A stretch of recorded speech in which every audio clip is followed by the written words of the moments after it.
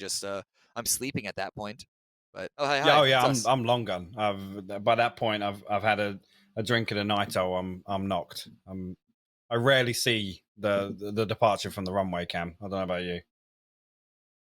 I it actually, in real talk, it does depend. I'm a mixed bag in terms of how well I can sleep in transportation.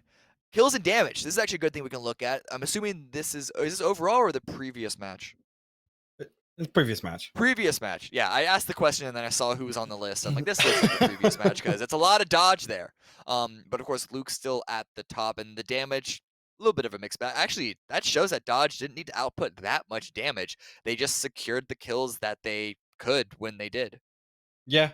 Yeah, again, got themselves into a couple of fights, I guess, that concluded very quickly. I guess you could say maybe a couple of steals in there as well, but loss topping the damage there, 858. It's always impressive the closer you get to 1,000. Luke close behind, and I mean, Vegas making an appearance there. Comets didn't make it all the way through to the end game there, but obviously with that was the fight with Clueless, right? When Clueless pulled up on the backside of the ridge overlooking SDK's compound. So they Yes. were active through the mid game. We saw them pressuring a lot north from the edge of that crater up towards like the graveyard area. So that's obviously reflected in Vegas's numbers, but lobby is ready. Looks like we're going to see a plane at some point. And again, good planes today. Good planes today. Yeah. The worst one was not even that bad. So very, very friendly overall. The circles can't say the same about them. And so now that I say that, I think that, well, no, the last game, the Miramar game circle was pretty good, but on Erangel it was a little rough. So who knows? This one is, I think, still up in the air on how brutal Player Unknown really wants to be, really wants to take these players through the ringer. But I don't see any sort of initial drop contest except for perhaps Elusive and Duel. They're looking a little tight there. A couple of those elusive members on the south side. Well, again, elusive came for. I don't want to say came for. Pros don't snake it. The previous one, obviously, it was a bad plane for elusive to get to Azahar, but Wooly and Jay all day very close by. Wooly's got to be careful. He's already been run over once today, man. Yeah, I don't make that a second time. I think he's actually just beelining for that building. It doesn't even matter. This is a good circle for both those squads if they can get out of this. JL Day hopping into a vehicle. He saw the kill feed on the previous game, and he's hoping that Wooly is going to allow him to do it a second time. But no, instead he's going to drive away. Doesn't want this fight. A couple of shots from Wooly make it a little dangerous. But it's just a couple of tags on the back of the buggy, or I call it a buggy. It's not a buggy. It's a truck. I don't know why I called it a buggy. I think I was just using that as a catch-all term. Yeah, I mean, I hate these circles just because, again, it's usually a split of teams that want to wrap, and the wrapping options aren't usually the safest.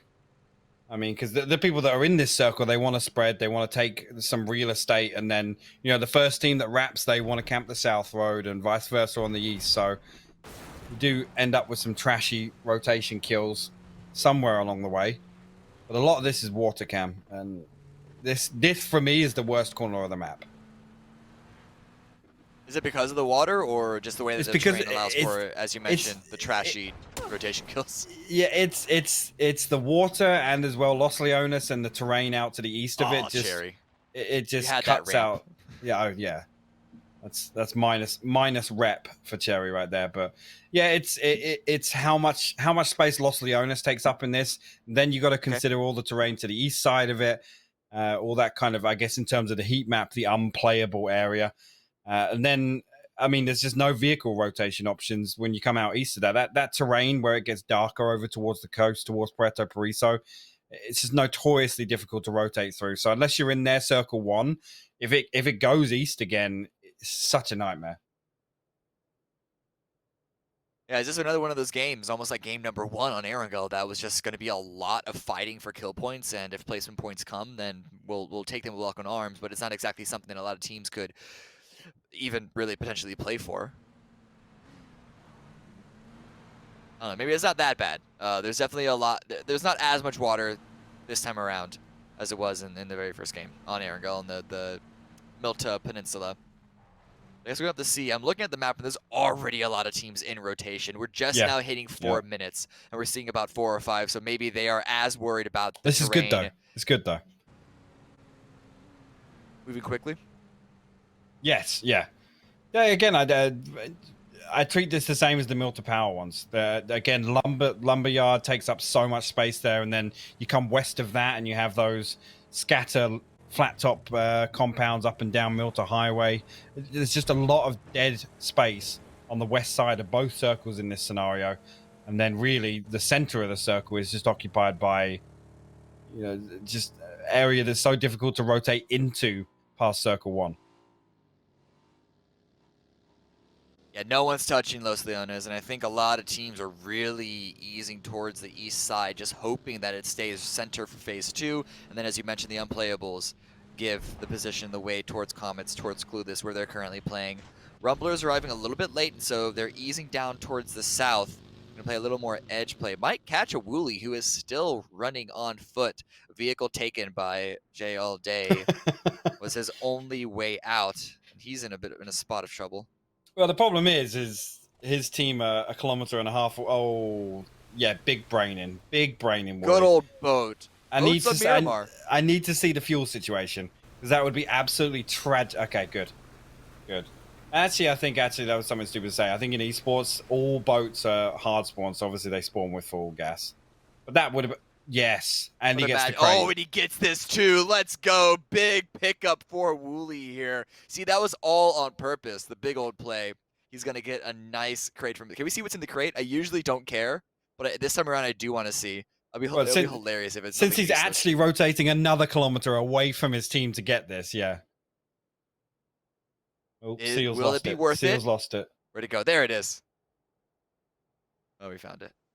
We're there in the end. Side drum roll, please. MK? Yeah, that's worth. I'm going for that. I'm going for that. Gonna be happy with that pickup. I feel like if it were a there are a lot of other weapons that can be in the crate that wouldn't be worth it. You'd be really, really mad at, but that one's definitely not one of them. Oh no. Have Rumblers spotted this? There's no way Rumblers are looking out there for a boat. There's no way they spotted this.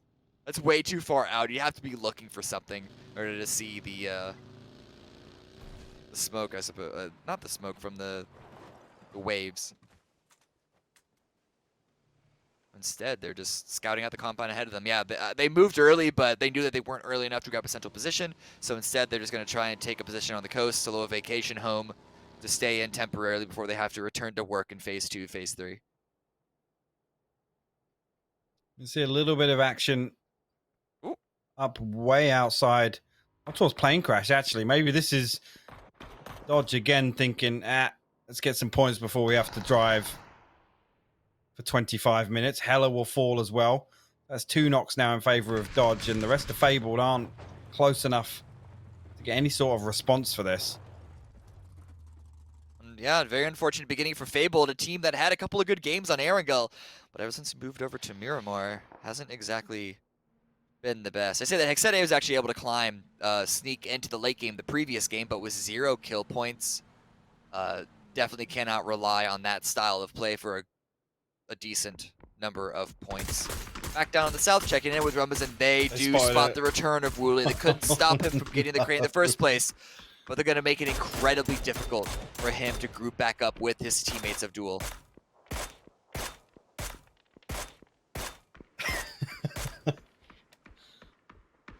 Oh.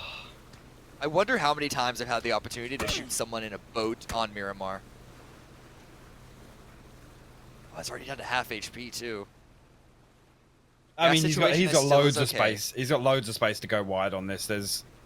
Unless Rumblers get really BM and they start stalking him, chasing him. Yeah, they might. They're moving.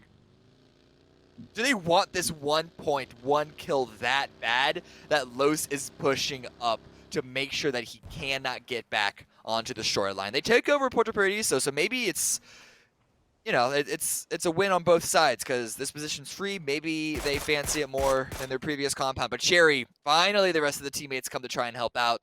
But still, that long range, it's a little hard to land enough shots. The problem now, though, is that Rumblers have got in between where Duel have repositioned to and where Wooly is.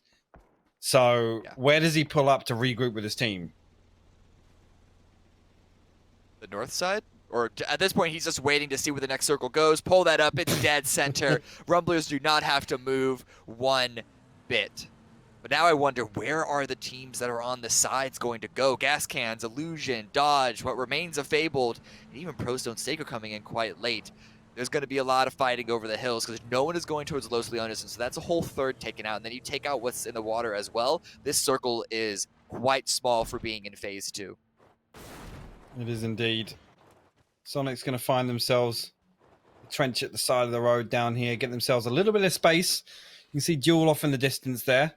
I don't think they're going to aggress, but we know this road that almost acts as like a valley down towards Puerto. Penta actually going to cut the engine there, try and reposition. Okay. Oh. Try and reposition, I guess, towards... Oh. Imagine. Lynxie was coming in for the love tap there to... Penta's literally, he's committed. He's like, get me back on my wheels now.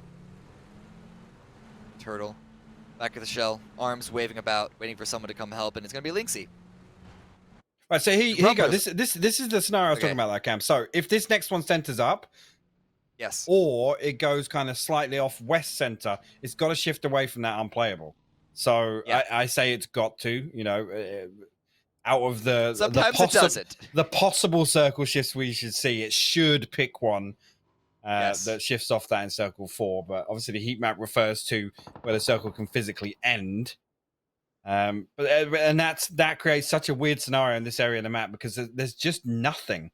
There's nothing. So come circle kind of 3, when circle 4 posts, that's when you see this mad dash.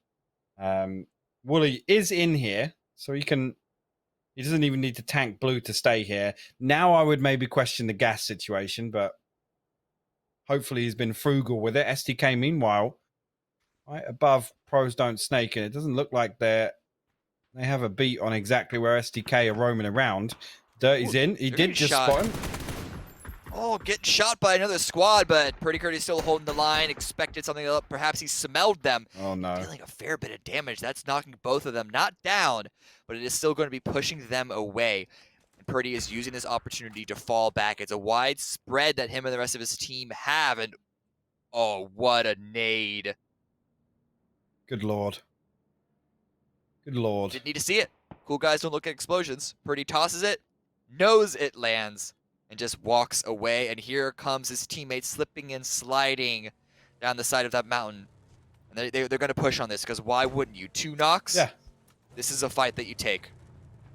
And actually, Luke's got a fantastic reposition here. Uncivil as well, to an extent, on that downward angle.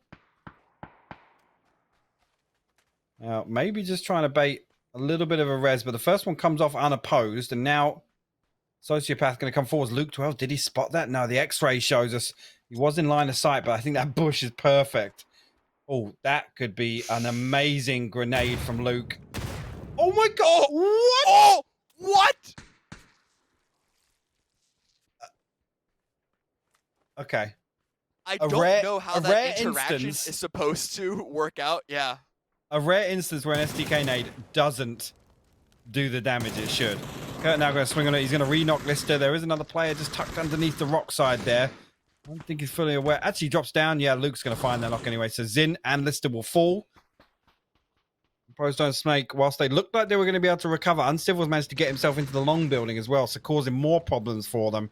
That's why they couldn't fully pressure the push coming in. And yeah, Skazka.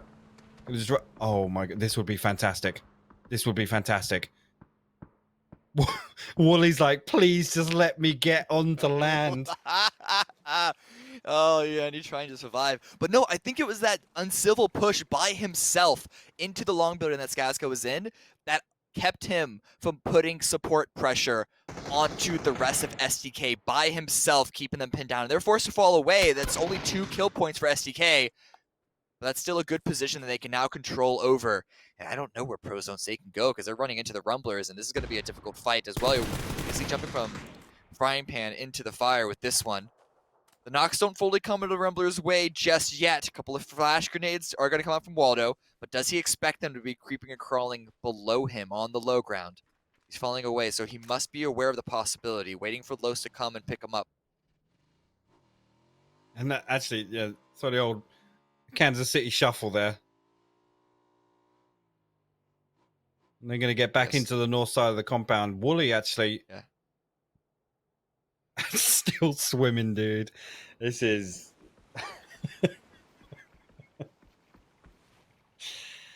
Oh, God. I think Rumblers might have forgotten about him, or at least lost track enough that they're not going to keep an eye out for him. Whoop. Grenades, flashes. Rumblers are still trying to fish out these attackers, but those are really, really difficult grenades to hit. And that's why they're throwing a lot of flashes, I believe, to stop the push. So the kill feed, we do see a little bit of interaction between Sonics and Veritas. That's coming immediately after one of their players knocked themselves with the vehicle. So Sonics taking full advantage of this. But Pros don't Snake, what can they do? Skaska, we saw them take a little bit of damage from a well-cooked grenade, and that's a very nice rotation from Gaxi to fully Yeah, put the this pressure. is huge. The spray is not so huge. Not so much, but at least has a good angle, can follow up on it the second time. Get a second opportunity, I hope. Boy, spot down below. This takes too long. Well, I'll say that. There's no one around them to third party this. Sociopath knocks Gaxi and Wooly steals it. Oh my God. Oh, that's actually big. Skaska does get knocked. So I suppose in some way that Gaxi rotation was worthwhile. But the circle is going to fall away from that. So at this point, Rumblers are sort of beating themselves for how long, not only how much it's cost them, but of how long it's taken them to take these final few players out, because they would love to be on the move right now. Finally, Waldo is able to take out the last member. Prostone Snake fully killed. But that steal from Wooly, that's going to be in the back of their minds. They can't push forward as brazenly as they would have otherwise. ATC in the middle of a fight, though, against Tactical. This is on the north side. And SDK, I think they smell this. They're going to be pushing forward, trying to pick any of this up.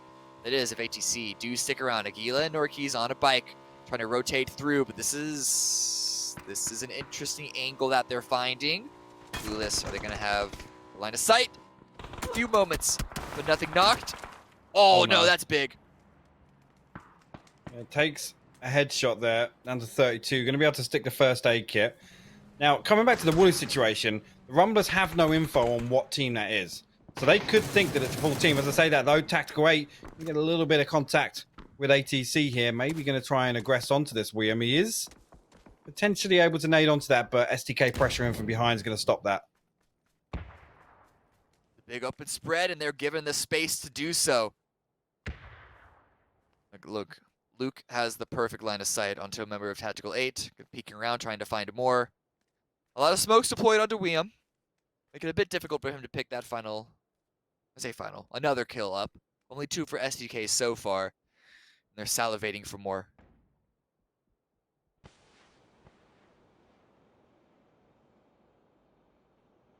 A lot of utility, trying to delay the fight, get into a strong position.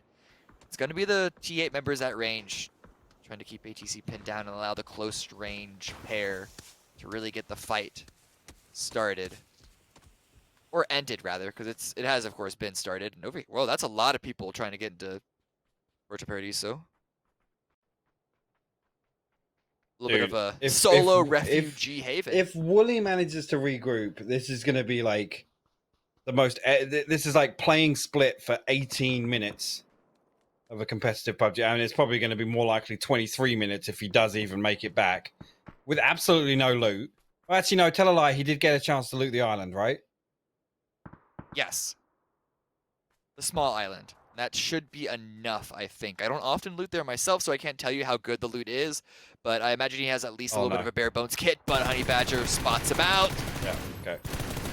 Oh, almost turned that around, taking him down to 11 HP, but all of that work gonna be picked up by a new player now. He's literally in the fetal position with the peppy hand up.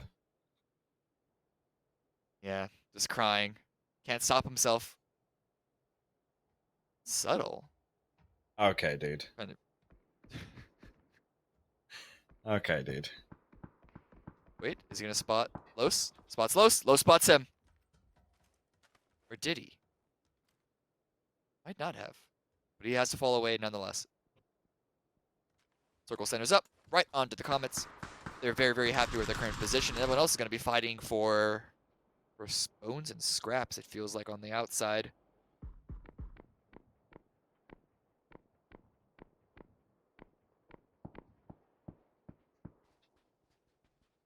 Yeah, this situation with Elusive and Illusion. Not sure how much of this fight, obviously, has kicked off since they're sharing this compound now, but Elusive need to cross the road, and it looks like, actually, yeah, look, they're going to send a Bronco with 2 people in it. Don't flip that in the middle of the road. You don't want to be flipping there. Detonator and Sneak Attack will make it across now, and this creates an opportunity, really, for Illusion to punish the backside, but they're shooting across the street. Well, they feel like it's open kills, but as you mentioned, the backside are the ones that they should be focused on because JLD and Fizzle could easily just be pushing in onto them, and that's a crossfire that Illusion don't want to be found in. They're trying to retreat from the building, trying to give up a little more space for the rest of Elusive, and the blue is pushing in to make a lot of pressure for both sides. And I feel like these 4 players are not going to get out of this one alive because it's not only the top 2 of Elusive, it's also dual lying in wait. Yeah, Fizzle finds Icy Flex, so that just leaves the 1, but again, Elusive being behind them, I mean, Top Dog can play time on this. He absolutely does. Shrimsy's actually going to knock Fizzle and get the confirm there. And actually, Mime's going to come up and nade onto Detonator. So Sonic's collapsing onto the split of Elusive. Sneak Attack will take a bit more damage from that second nade. Actually, Top Dog will steal away a kill point from the hands of the Sonics. 6 kills for Illusion right now. Top Dog, though, trying to heal out in the blue. Good play there to not give the point away and just try and last as long as you can. Fingers crossed another team goes out in the meantime. I say that. We're in the top 10 team, so what still is not going in place on over points here? just yet. But STK pushing forward. T8 have just been slowly bleeding out. HGC have retreated from this position. But now it's going to be STK and Clueless fighting over it. Again, Grenade? six kills. I mean, this is still looking more confident of a game for them. They're not having to salvage nearly as much. They still have 4 up. And if they can win this fight against Clueless, they could potentially take over the rest of the server. Because we're starting to lose teams fast at this point. And Civil goes for the peek. Nice spray onto Shuru. And Luke is there for the follow-up on the NHS. It is 1 member remaining now for Clueless, attempting to go for the revive. But the flash comes out. The revive follows through. But it's going to be a full wave crash by STK. Good stuff. Really, really good stuff. This is the STK of old we're used to seeing. Again, just so confident on foot. Back on the south, Sonics actually lost 2 in that fight against Elusive. And I have to imagine that Duel played a pretty big part. But now here come the Rumblers as well. 3 alive still after losing Gaxi earlier on. Might not be expecting Duel, who are currently in the valley between them and Sonics. But all 3 of these teams have to push up to get into the circle. That was a bit of a shift away onto the north side. The Comets should have their attention pinned on the south side. Ooh. Engine takes a little bit to start up on that incline. But he's making it work. He's bringing the truck over the ridge. There we go. Easy does it. Inksy is found by Los. Fully finished as well before Sonics can steal that one away. And so now that they know for sure that there's 2 teams around here, McCoy doesn't care though. He's just trying to get into the circle and at least have some sort of lifeline for his team to follow up behind him. Yeah, actually, Cherry gonna potentially be able to backstab the Rumblers a little bit here. Loss is gonna catch audio on this though pretty soon. He's gonna find the first knock, gonna go for the flush. Lost not able to pick back onto it. Actually, Cherry will find the second there. Lost will fall. So potentially going to put 2 kill points back on the board for Duel here. McCoy not in a position to trade this. A little bit split. Good stuff from Cherry though. Yeah, 5 kills right now. Not many placement points just yet. I wonder if they could have maybe had an even better game if they could manage their position better, because I just know where they were in phase one. But we already talked about how scrappy that this circle can be, and I think getting some kills on old brothers in arms is not a bad feeling to end things off before. Of course, McCoy, I think, is going to do more than enough. Final headshot takes him out. Gets a little bit of revenge for his teammates, but now he is left as a solo. 5 kills for his team. Let's see if he can't get any more. I know it's late game here, so McCoy's probably going to be watching this back. I just want to know if that was a G Pro wireless double click, because it definitely looked like one. Let us know on Twitter. Follow us at HighPuck, at KMD with 3Ms. Let us know. And at PUBG Esports, I guess, if you really want to be included. Ooh, ATC in the meantime go out. It's a double-pronged attack by both Comets and STK, the two teams with 4 up and Fabled. Hexade once again, a solo player making it to the late game. Sonics as a duo and McCoy as a solo. That is what we are left with. The shift goes on the west side into Hexade's favor, in the sense that he can still. Oh, never mind. You were really building that up as well. That's actually quite rude of mine. Yeah. Don't make our job easy, do they? Okay, not making Comet's job easy either. That is sitting ducks here for Comet. It feels like a lot of pressure from STK and Sonics, and you can see that they're trying to manage best they can. Vegas does knock Civil. That's a little bit of pressure back. That's 2 knocked for STK now, because Purdy goes down to Tiggleton. They're going to have to spend some resources to get the revives. They should be good for it, though. Kurt is pretty far back. Monty actually going to fire a flash over the top here. I'm not sure if they're going to be fully aware of this situation. Monty didn't spot that player to the left. Keck W85 player. He's going to fall back over now. Again, I think maybe just find a ridge that he feels a bit more comfortable holding. STK are going to get 4 back on their feet, and that is a terrifying prospect.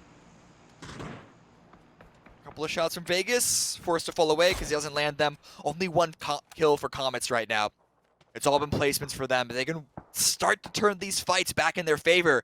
Could be another pretty big point grab for them, but they know that it's STK and the Sonics. Those are 2 teams that, despite Sonics' game day overall today, are still 2 teams that you would be really scared to meet in a dark alley. I mean, I'm and Tig, depending on what they've got, I think it's just a slight crest to that terrain over there. Tiggleton, you can see he was, yeah, okay. So now he's got to make the cross across, and he's getting tagged up. Is the last one going to land? Luke will land the last blow.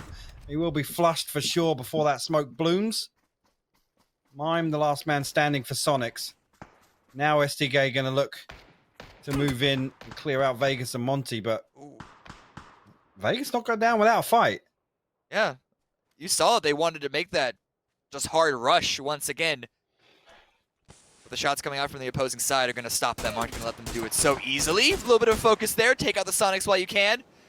Mime taking a lot of damage. He gives a little bit in return, but a lot of smokes coming out from STK in order to make this push, and it's going to be from 2 sides. And Civil, actually, up close and personal, wants to finish this fight. He has dinner to get to. He wants to get this over and done with. The Monty's making it hard. Instant double tap headshot to knock him down. Yeah, and that's a difficult res now. They need to close the gap, and, well, they don't need to close the gap at all. Kurt just needs to throw things.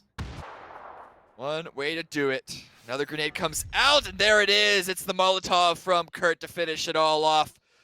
The storylines write themselves. Purdy Curdy and grenade kills consistently. 17 kills for STK, by the way. Sound the alarm. It's now Mime left in a 1 versus 4 because the revive also came through. A grenade popped out.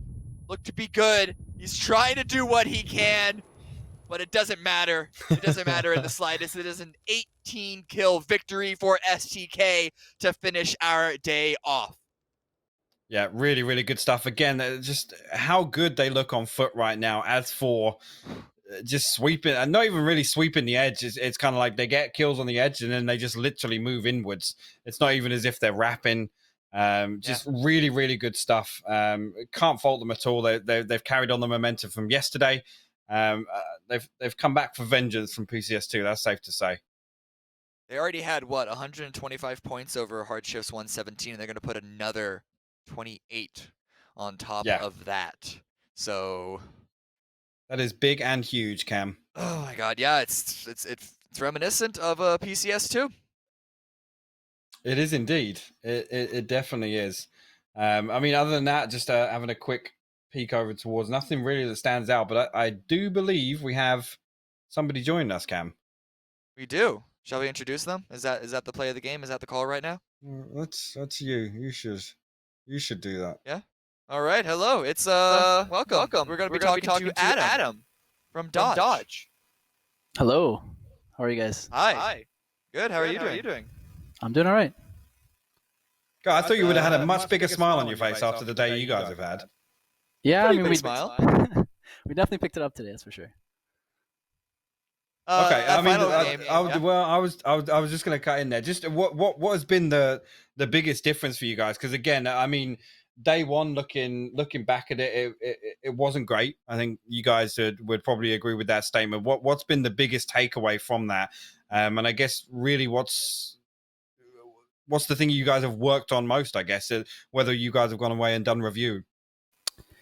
Yeah, I mean, obviously we got off to a bad start yesterday, and we made a lot of little mistakes like early on, and I think that kind of like went over into some of the later games. And I just think like going into today, we kind of like complete reset as a team, made sure we did our VOD reviews like a couple hours before the games, and just made sure that we're ready for most scenarios. And I think the guys just did a good job at resetting, and that's just the most important thing.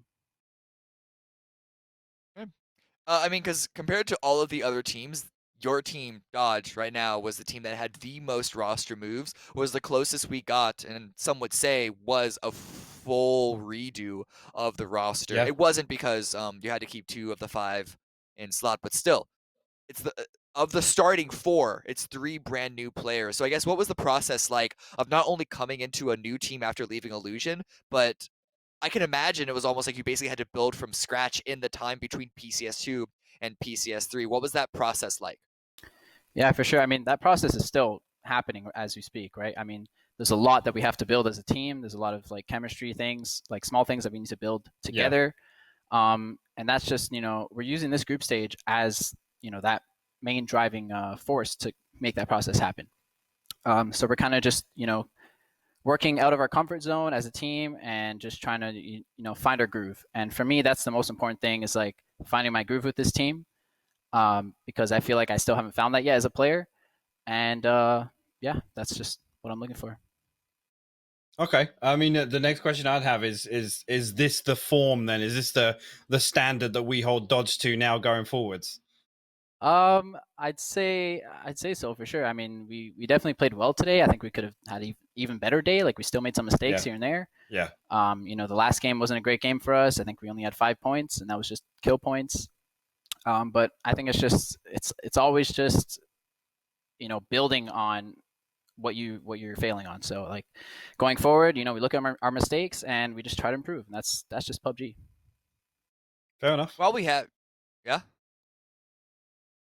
I didn't know. I didn't know if you had another question there. No, I didn't know.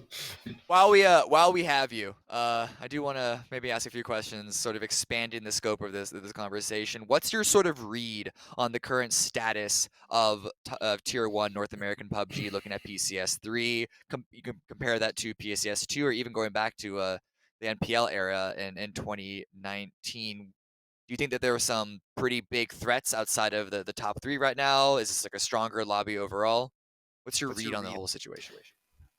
I mean, comparing to the whole like scene now, comparing it to like NPL when it was around, I think there was a lot of good players that kind of left PUBG, and that opened up a lot of space for teams to just like dominate. And I think STK obviously, they stuck together, so they're just like improving day by day. So obviously they're a strong team. There's teams like Sonics and Oath that have just built up really good teams, and there's a few more that are coming up right now. So I think it's that process kind of had to restart, because during NPL it was kind of the same thing. Like there was a lot of like strong teams that just had really good individual players, but there's always going to be roster changes, especially in NA, and I think it's kind of like the circle of life. Yeah, I agree. All right. I don't have anything necessarily to keep asking you. It is a Sunday night, so I don't want to keep you for No. too Other long. than other than congratulations, I'll obviously take this opportunity to congratulate you guys and the whole team. Yes, of course. Do you have any final questions here, Hypuck? No, no. Okay, well, in that case, thank you for joining us. Thank you for taking the time to talk to us and talk to the viewers. As Hypox said, congratulations. It was a really good day today, and I really hope to see you guys continue to carry that forward. With that being said, we're going to, I guess, say bye to you for now. We'll see you potentially next week or in the future, if not, of course, in the interview seat in game as week number 2 carries on.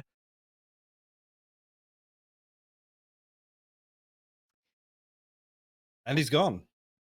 And he's gone, just like that. Anyway, match leaderboard from that game. Unfortunately, as Adam mentioned, Dodge didn't have as good of a game as he did in previous rounds today. Only 5 points, still 7th place, tied with San Diego Rarity in points overall. But it's STK at the top. They had enough seconds. They were over and done with it. 28-point win. Well, I was desperately trying to refresh on my second monitor there because I wanted to ask. I think that potentially is the biggest move of the day in terms of like leaderboard placement.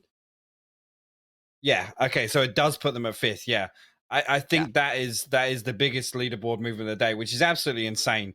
Again, I mean, he said it himself. They didn't have a good first day, so to bounce back like that in the same weekend, I think is a real testament to kind of the potential of this roster.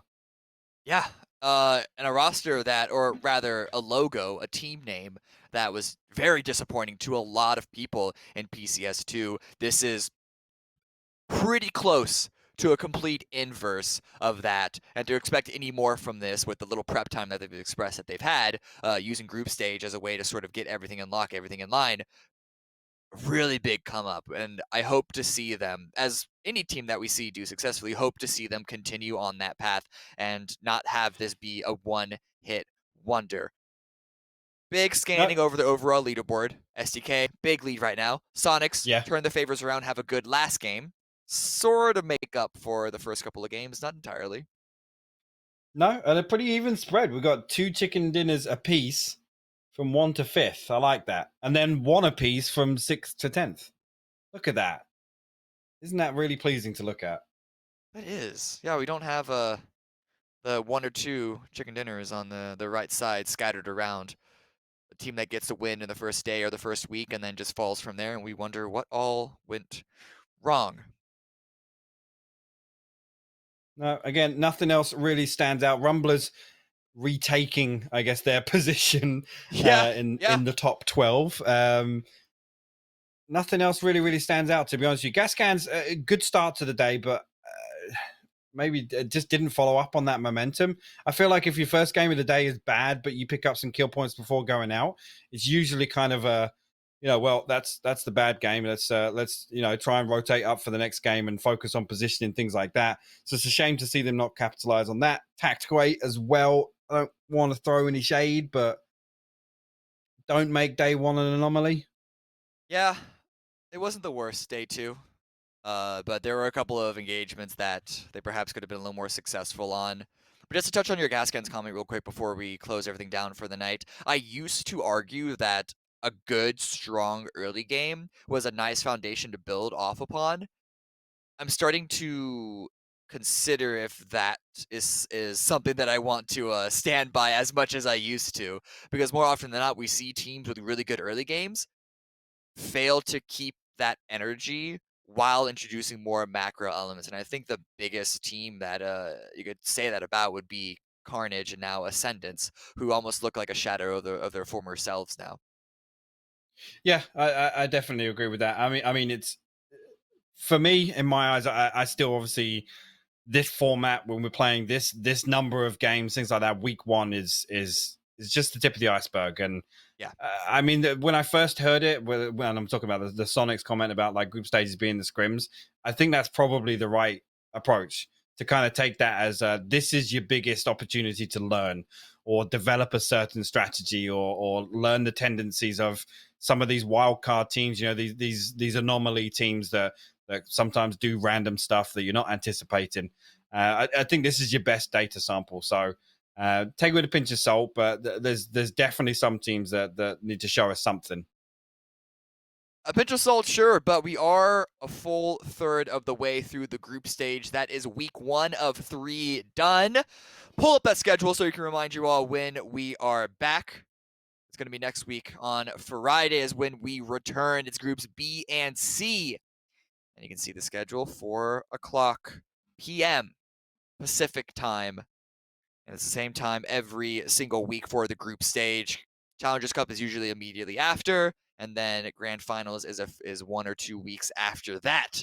Quick reminder, because we have a couple of days off and we don't want you to forget, but with all that being said, it's been a great night of PUBG. I've had a lot of fun. I'm only going to assume Puck did because he was joined by me. Obviously. Obviously, of course. Unless Puck has any final words, we shall say goodnight. No, no, it's been a good weekend. It's definitely a good end. I mean that I think is going to be the bar now set for the point record of a lobby. I don't think. I mean, unless SDK break their own record, I don't think we saw higher in PCS2. We didn't see a 20 banger in PCS2, did we? I think 18 was the highest. I think so. It's been a long time since Yeah. we've had the meta that allowed for 20 plus kills. Yeah, long time. But no, good first week. I'm excited for the rest of the group stages. All right. Yep. All that's wrapped up. It's been a long night. We don't want to keep you any longer than we have to. So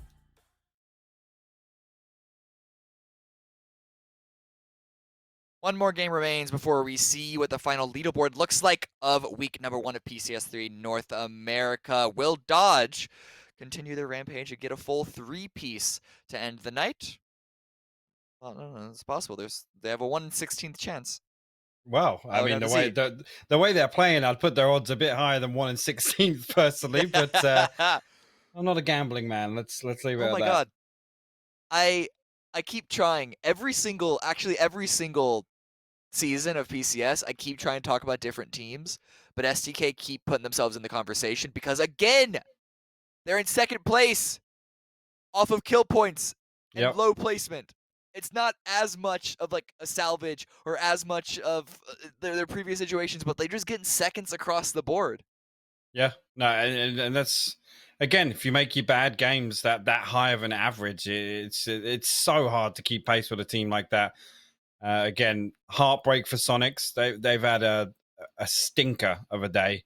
I'm not sure if we can flip over to the total leaderboard and see.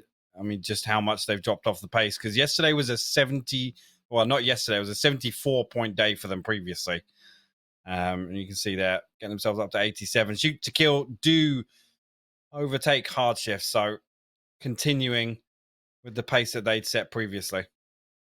Yeah, really good day for them. Want to give a shout out to the Rumblers. We sort of called out how they've been slipping down the leaderboard, climbing back up to 13th. A lower position than they were at the start of the day, but if they have another game like that, it should do pretty well on the leaderboard overall. Trying to look to see if anything else really stands out, other than the fact that, as you mentioned, Sonics, they've only gotten 13 points today so far. So if you want to talk about difference in days, this is even worse than the hard shifts sort of comparison from what was it, their 80-something to their 30-something? Yes, you're right. It's and it's tough when you set the bar that high. And again, you've got to take into account like we're not playing for the prize pool here. We're playing for placing top 16th. So again, take it with a pinch of salt. There's a little bit of leeway allowed through the group stages for things to settle down, so to say. But shoot to kill. I mean, this is shoot to kill 1 group stages of PCS2, right? Like in convincing fashion, really convincing fashion. Yeah. And then they ended up in 3rd place in the grand finals. They didn't win it. That's the whole. So I understand the point that you're going for. However, it will be very, very strange because at this rate, there's a real chance that we're going to see a close to 30-point drop off from 2nd to 3rd. Not even just from like 1st or whatever. It's just like the top 2 are going to be in their own sort of league from the very first week. And actually, on top of that, I mean, if shoot to kill come out and win this final game, it's going to be 30 from 1st to 2nd, and then 30 from 2nd to 3rd. So that's some gap to be pulling out in week 1. Yeah, well, Either way, not gonna see exactly what happens. Oh man, see, I was hoping I could transition us into the game, but I think we're still getting the lobby ready. So I have a couple more moments to talk about a few things. Just getting everyone inside comfortably and safely, getting their seatbelts.